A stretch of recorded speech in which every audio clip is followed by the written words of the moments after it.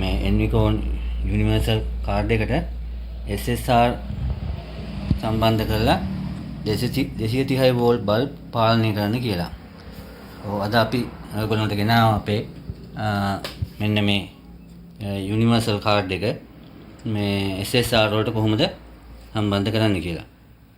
මුලින්ම මේ අපි SSR ටික වයර් කරගන්න ඕනේ. ඔතන මේ තියෙන්නේ SSR device එක. මේ SSR device එක කියලා කියන්නේ අපිට මේ එක පැත්තකින් 32 මේ 3 සිට 32 වෝල්ට් දක්වා DC සැපයුමක් මගින් පාලනය කරන්න පුළුවන්. ඒකේ අනිත් පැත්තේ 24 සිට 380යි VAC දක්වා මේ power voltage එකක් මේ ලබා ගන්න පුළුවන්. අපිට ඒ කියන්නේ අපේ 230 voltage එක දෙන්න පුළුවන්. මොකද උපරිම voltage එක මේක 380 තියෙන්නේ. ඒ නිසා අපිට බය නැතුව මේ පැත්ත ස්විච් කර ගන්න පුළුවන් මේ 230 voltage එක. ඉතින් මේ පාවිච්චි කරපු මේ SSR එකේ details තියෙන්නේ මේ ඔබ සමීප රූපයකින් අපිට බලා ගන්න පුළුවන්. මෙන්න මේ වර්ගයේ එකක් තමයි අපි යොදාගෙන තියෙන්නේ. ඉතින් මේ තියෙන්නේ මම කිව්ව plus minus voltage එක අපේ කාඩ් එකකින් අවුට් වෙන එක දෙන්නේ මෙතෙන්ට. මෙතන තමයි අපේ 230 පැත්ත දෙන්නේ. මේ දිගේ තියෙන්නේ positive එක තමයි අපි මේ loop කරන් ගිහින් තියෙන්නේ. pace එක තමයි අපි මේ loop කරන් ගිහින් තියෙන්නේ. ඉතුරු අග්‍රය තමයි අපි බල්බ් එකට ගිහින් දීලා තියෙන්නේ. මේ බල්බ් එකට යන එක බල්බ් එකෙන් අපි නියුට්‍රල් එක loop කරලා තියෙනවා. ඒ නියුට්‍රල් එක loop කරලා කෙලින්ම අපි නියුට්‍රල් එකට සම්බන්ධ කරලා තියෙනවා. pace එක ගෙනල්ලා අර loop එකට සම්බන්ධ කරලා තියෙනවා. රිලේ වල contact point වලට සම්බන්ධ කරන විදියමයි මේකේ තියෙන්නේ. වෙනසකට තියෙන්නේ මේ පැත්ත AC, මේ පැත්ත DC opto isolator එකක් මගින් මේක වෙන් වෙලා තියෙනවා. ඉතින් මේ පැත්තේ ඉඳලා මේ පැත්තට විදුලිය ගමන් කරන්නේ නැහැ. මේ අපිට සප්ලයි වදින්න විදියක් නැහැ. නමුත් මේක මොනවා හරි ක්‍රමයකින් ඩැමේජ් වෙලා ෂෝට් වෙලා වතින් මොනවා හරි ඩැමේජ් එකක් වුණොත් මේ සමහරකට සප්ලයි ලීක් වෙන්න පුළුවන්. ඉතින් හරි විදියට මේක වයරින් කරගත්තොත් ඔබට ඊට කලින් මේ ට්‍රිප් ස්විච් එක ඕෆ් වෙලා මේක ඕෆ් වෙනවා. අපි මේ ඒ නිසා තමයි අපි මේ මේන් බේකර් එකයි ට්‍රිප් ස්විච් එක අපි දාලා තිනවා. එහෙම අරගෙන තමයි ආරක්ෂිත පරිපථයක් හරහා තමයි මේක අපි සම්බන්ධ කරේ. ඊට පස්සේ මතක නැතුව මේ මොඩියුල් එක සම්බන්ධ කරමු. මේ බේස් එක මේ අර්ත් එකකින් අර්ත් වයර් එක සම්බන්ධ කරගන්න ඕන. එතකොට මේක ආරක්ෂිතයි. එතකොට මේක ෂෝට් සර්කිට් එකක් ආවොත් ෂෝට් සර්කිට් එක තිබුණොත් මේක MCB කෝප් වෙනවා. ග්‍රවුන්ඩ් ෆෝල්ට් එකක් තිබුණොත් එහෙම නැත්නම් අපි කාට හරි වදින විදිහට මේක ලීක් වෙලා තිබ්බොත් ට්‍රිප් ස්විච් එක ඕෆ් වෙනවා. ඒ නිසා ආරක්ෂිත විදිහට ඔබ මේක සකස් කරගන්න ඕන. ඉතින් ඔබට මේක ආරක්ෂිත විදිහට සකස් කරගන්න අවශ්‍ය නම් අපිට අපේ මේ තිරේ දිස්න නම්බරයට WhatsApp message එකක් දාන්න. මේකේ wiring diagram එක ඔබට දෙන්න පුළුවන්. එතකොට අපි මෙන්න මේ විදිහට අපි අපේ universal card එකට මේක සම්බන්ධ කරන් තිනවා. ඉතින් මේ ඉන්නේ තොරන් බට්ටා. මේක පාලනය වෙන්නේ තොරන් බට්ටකින්මයි. අපි මේ card එකට 12 volts දීලා තිනවා මේ card එක වැඩ කරන්න 12 volts වලින්. ඊට පස්සේ අපි output එක ටික දීලා තිනවා. මේ මෙන්න මේ අපේ දැන් මේ card එකෙන් out වෙන්නේ රින. මේ card එකෙන් out වෙන්නේ රින. ඒ නිසා ඒ ටික ඔක්කොම රිනට සම්බන්ධ කරලා තියෙනවා. මේ විදිහට. ඊට පස්සේ ධන ලයින් එක loop කරගෙන අපි මේ card එකේ තියෙන මෙතන ඒක සම්බන්ධ කරන වෙනම pin එකක් තියෙනවා. ඒ pin එක තමයි අපි දීලා තියෙන්නේ. ඒ pin එක. මේ wire එක දීලා තියෙන්නේ. මෙන්න මෙතන තියෙනවා pin එකක්. වෙනම pin එකක් අපි කළු පාටින් දාලා තියෙනවා. අන්න ඒ pin එක තමයි මේක සම්බන්ධ වෙලා ගෙනත් දාන්නේ මේ wire එක. එහෙනම් අපි මේකට power supply දීලා බලමු කොහොමද මේක වැඩ කරන්නේ කියලා. හරි, control එක on කරා. දැන් මේ control එක on කරාම මේකේ රටාව වැඩ කරනවා. ඊට අමතරව මේ SSR එකේ තියෙන ඉන්ඩිකේටර් එක ඔබට සමීප රූපයකින් බලා ගන්න පුළුවන්. මෙන්න මේ ඉන්ඩිකේටර් එක පත් වෙනවා. එතකොට දැන් ඔබට output ටික on කරන්න කලින් මේ SSR වලට නියමිත විදිහට වයර් වෙලාද නැද්ද කියලා මෙතනින් බලා ගන්න පුළුවන්. ඊට පස්සේ තමයි අපි මේකේ AC voltage එක on කරන්නේ. අපි AC voltage එක on කරමු.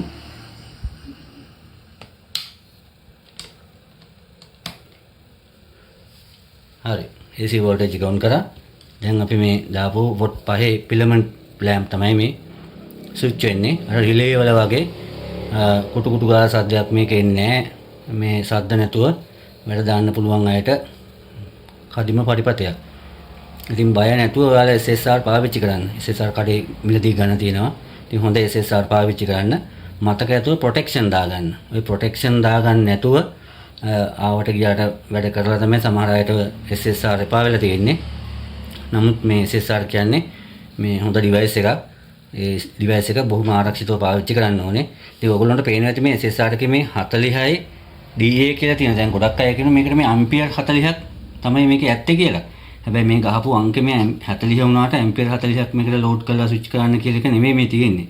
මේකේ ඉන්ස්ටන්ට් මේ ක්ෂණික. ඒ කියන්නේ ඒක මයික්‍රෝසෙකන්ඩ් ගානක වෙන්න පුළුවන්. ඒ නිසා මම නම් රෙකමන්ඩ් කරන්නේ මේක ඇම්පියර් අඩුම 15ක් ඒ වගේ ගානකට ලෝඩ් කරාම හොඳටම ප්‍රමාණවත්. ඒ ඇති මොකද මේක අනවශ්‍ය විදිහට හීට් නොවෙන්න ඔයගොල්ලන්ට පුළුවන් මෙතන පොඩි පෑන් එකක් දාලා පාවිච්චි කරන්න. ඉතින් මේ කොයි වෙලාවකවත් මේව 100 ලෝඩ් එකේ තියන්න එපා. 180ක් විතර ලෝඩ් කරලා තියාගන්න. එතකොට මේක හොඳට පාවිච්චි කරන්න පුළුවන්. ඔබ වග බලා ගන්න හොඳම දේ තමයි මේකේ ප්‍රොටෙක්ෂන් තියාගන්න ඕන. ඒ කියන්නේ ආරක්ෂිත ක්‍රමවේදයන් අනුගමනය කරන්න ඕනේ. මේවා බැරි වෙලාවත් ඔබට මේ ටර්මිනල් අල්ලන්න ගියොත් ඔබට සප්ලයි වදිනවා.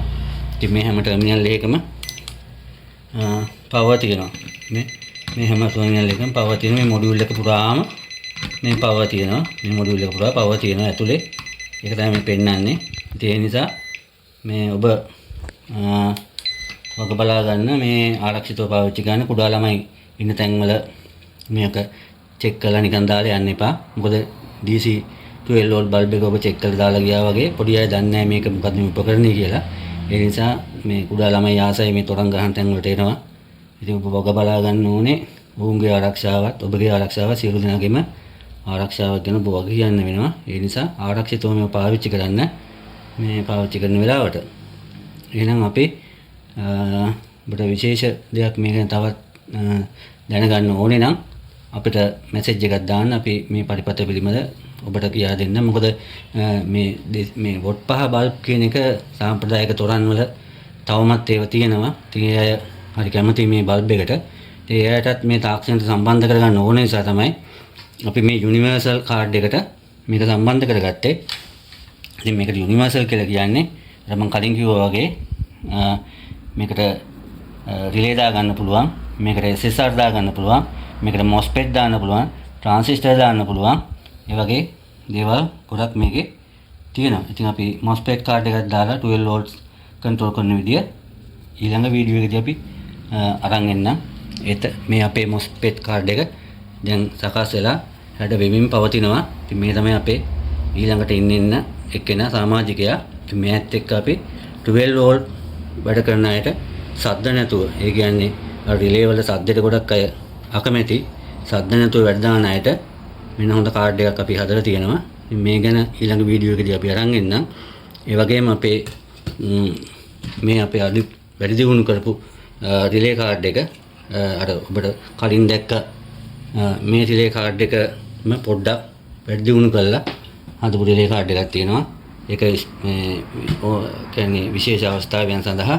මොකද අපි මේක පරිපතයත් අපි අප්ඩේට් කරා ගොඩක්. ඊට පස්සේ අපේ තොරන් බට්ටත් දැන් තව ගොඩක් අප්ඩේට් කරලා තියෙනවා. පහසුකම් සහිතව. ඉතින් ඒවා විවිධ මිල ගණන් යටතේ මේ ඔබට ලබා ගන්න පුළුවන්. ඉතින් අපි මේ SSR පරිපතයත් අපිට අර වගේම අපේ මේ software මේ අපේ ටැබ් එකට හරි ෆෝන් එකකට හරි සම්බන්ධ කරගෙන ඔබට පුළුවන් වැඩ කරන්න. මේ තියෙන්නේ සම්බන්ධ කරගත්තු එක. අපිට පුළුවන් මේක on off කරගන්න පුළුවන්. ඒ වගේම මේවා රටා වෙනස් කරගන්න පුළුවන්. හරිද?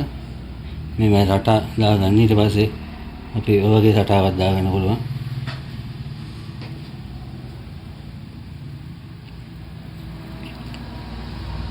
යම් ප්‍රමාණයක ෆේඩ් ඉන් ඉෆෙක්ට් එකක් ගන්න පුළුවන් මේකේ. ඒ කියන්නේ එළිය ඩිම් කරලා ගන්න පුළුවන් යම් ප්‍රමාණයක. මොකද හේතුව මේ 100% ෆේඩ් කරන්න SSR එක හොඳ ක්වොලිටි වර්ගයේ SSR වෙන්න ඕනේ. ඉතින් හොඳම ක්වොලිටි SSR නම් 100% ෆේඩ් කරලා ගන්න පුළුවන්. සමහර ඒවා ඉතින් මේ මාකට් එකේ තියෙනවා අපිට එහෙම හොඳ ඒවා හොයන්න නැහැ. තියෙන මේ වර්ගයේ සාමාන්‍ය වුණත් මිල ටිකක් වැඩි. ඒ වුණාට ඉතින් අර රිලේ පාවිච්චි කරනට වඩා ටිකක් හොඳයි. මොකද මේ ස්මූත් ඩ්‍රයිව් එකට වැඩ කරන්න පුළුවන්. රිලේ වල පොඩ්ඩක් අර සද්ද ස්විච් වෙන එක නිසා නිකන් කැඩි කැඩි වගේ රටාව පේන්නේ. මේකෙදි එහෙම පේන්නේ නැහැ. මේ අර හයි ස්පීඩ් වැඩ කරන්න පුළුවන්. ඔබට පේනවා හයි ස්පීඩ් වැඩ කරන්න පුළුවන්. ඔය හයි ස්පීඩ් ස්විච් වෙනවා ඔබට පේනවා ඇති.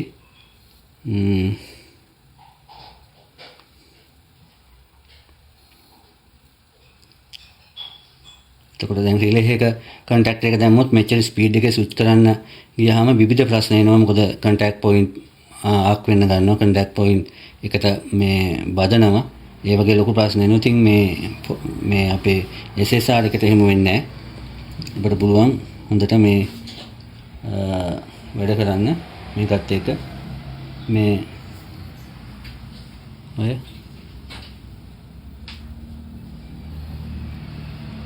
ඔබට ප්‍රෙෂර් කොටයකින් රටා දානවා වගේම මේ පයිවට් වලට මේ විදිහට වැඩ කරන්න පුළුවන් අපේ යුනිවර්සල් කාඩ් එකත් එක්ක.